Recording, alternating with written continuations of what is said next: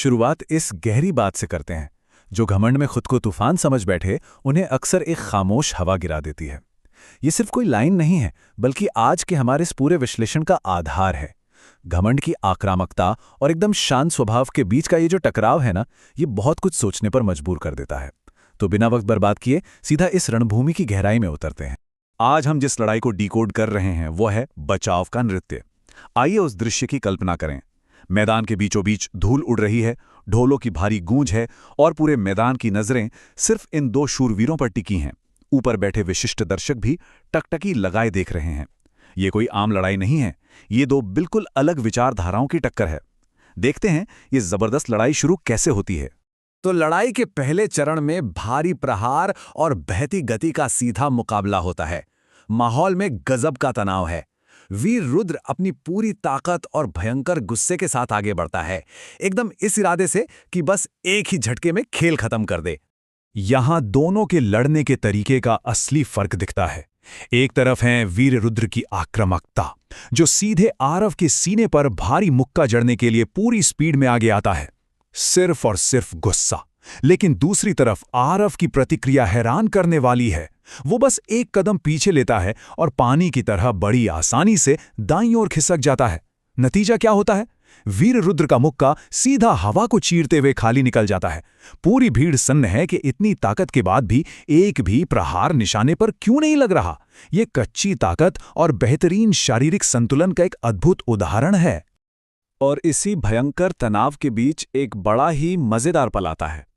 आरव के ताबीज से नालायक बाबा की आवाज गूंजती है, ये तो हवा में ही खेती कर रहा है, इतना हाथ पैर चला रहा है, फसल कब उगेगी?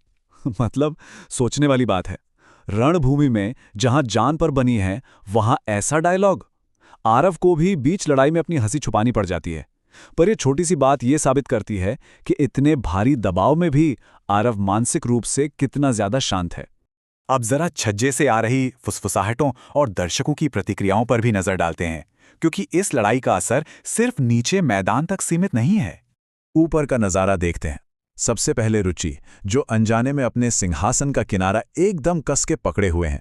उसे खुद नहीं पता कि वो आरव के लिए इतनी चिंता क्यों कर रही है। वहीं गुरु माँ आनंदी बहुत ही ध्यान से आरव की हरकतों में एक अजीब सी रहस्यमयी लय को नोटिस कर रही हैं। दूसरी तरफ बुजुर्ग रुद्रकेतु पूरी तरह असमंजस में हैं।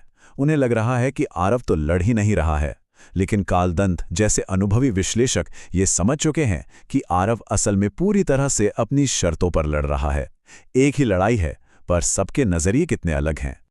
और अब आता है सबसे बड़ा टर्निंग पॉइंट, खामोश हवा का प्रहार, जहां पूरा रुख बदल जाता है। बचाव का दौर खत्म और अब आरव के अटैक मोड में आने का समय आ गया है। यहां से रफ्तार एकदम तेज हो जाती है।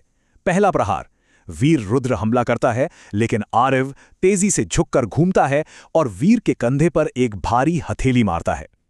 इससे पहले कि वीर संभले, एक और तेज प्रहार एकदम सटीक निशाने पर, और फिर बिना कोई मौका दिए लगातार तीसरा प्रहार। इन तीन बैक टू बैक प्रहारों के बाद गुस्से से भरा वीर रुद्र पीछे खिसकने पर मजबूर हो जाता है। पूरे मैदान से एक साथ ओह की आवाज आती है। जो भीड़ सोच रही थी कि आरव सिर्फ बच रहा है, वो इस अचानक हुए पलटवार को देखकर पूरी तरह शॉक में है। अब बात करते हैं उस हताशा भरे हथियार की, जहां वीर रुद्र का क्रोध एक अलग ही स्तर पर चला जाता है। वीर रुद्र जैसे योद्धा का इस तरह पीछे हटना उसके अहंकार पर बहुत बड़ी चोट है। वो हार मानने वालों में से तो है नहीं।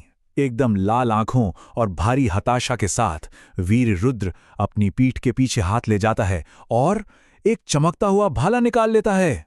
ये शरीर शोधन दल का विशेष और उच्च स्तरीय हथियार है। इसे देखते ही भीड़ और बुजुर्ग रुद्रकेतु सबके सब हैरान रह जाते हैं कि वीर रुद्र ने इतनी जल्दी अपना ये खास हथियार क्यों निकाल लिया। ये इस बात का सबसे बड़ा सबूत है कि आरव ने उस पर कितना भयंकर दबाव बना दिया था। इस हथियार को देखते ही ऊपर से रुचि डर के मारे धीरे से आरव फुसफुसाती हैं। लेकिन इसी खतरनाक स्थिति में नालायक बाबा का फिर से एक बड़ा ही सटीक और व्यंग्यात्मक कमेंट आता है। वो कहते हैं, चीजें अब थोड़ी टेढ़ी लग रही हैं और तेरे पास तो लकड़ी तक नहीं है। असलियत भी बिल्कुल यही है। सामने एक चमकता हुआ जानलेवा भाला है और आरव एकदम खाली हाथ खड़ा है। तनाव अपने चरम पर जा चुका है। और यहीं से शुरू होता है रहस्यमयी लय का जागरण। सामने मौत जैसी स्थिति है, लेकिन आरव वो बिल्कुल शांत है, एकदम एक अलग ही जोन में। ये जो जादुई मार्शल आर्ट सीक्वेंस है ना, ये 3 अद्भुत चरणों में सामने आता है। पहला, आरव की मुद्रा में बदलाव। उसके कदम एक बहुत ही अजीब और गहरी लय में बदल जाते हैं। उसका संतुलन देखने लायक है। फिर दूसरा चरण, उसके हाथों की गति उसके कदमों की चाल के साथ एकदम जुड़ जाती है। और तीसरा, जो सबसे चौंकाने वाला है, प्रकटीकरण। उसके आसपास की हवा सच में गोल घूमने लगती है और उसके हाथों के मोशन के साथ साथ हवा की तेज दुकीली धारें आकार लेने लगती हैं। ये हवा की तकनीक कोई इल्यूजन नहीं है, बल्कि रणभूमि पर साक्षात प्रकट हो रही है।